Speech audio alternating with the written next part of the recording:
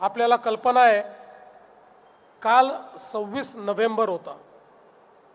26 November म्हणजे संविधान दिवस।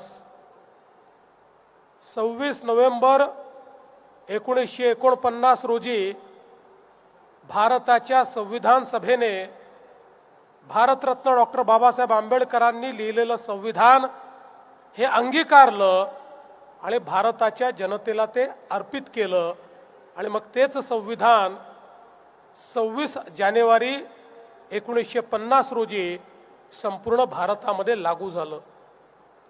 हे संविधान आणि हा संविधान दिवस याकरता महत्त्वाचा आहे की आज आपण सगळे लोक ज्या लोकशाहीची प्रक्रिया पार पाडण्याकरता या ठिकाणी एकत्रित आलो आहोत, ती लोकशाही याच संविधानाने आपल्याला बहाल केली।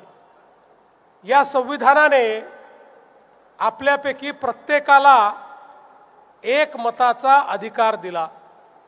टाटा, बिर्ला, अडाणी, अंबानी यांनाही एक मत आणि जो गरीबातला गरीब आहे त्यालाही एक मत, अशा प्रकारचा एक समतायुक्त समाज निर्माण करण्याकरता आपल्या लोकशाहीची प्रक्रिया ही त्या ठिकाणी तयार करण्यात आली।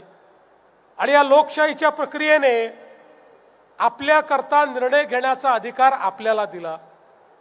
देशाचं सरकार कोण असेल आपण ठरवतो, राज्याचं सरकार कोण असेल आपण ठरवतो, आपल्या शहरातलं सरकार कोण असेल हे देखील आपणच ठरवतो। अशा प्रकारे आपल्या भाग्याचा आणि भवितव्याचा आणि आपल्या विकासाचा फैसला करण्याची जबाबदारी आणि तो अधिकार हा या संविधानाने आपल्याला दिला।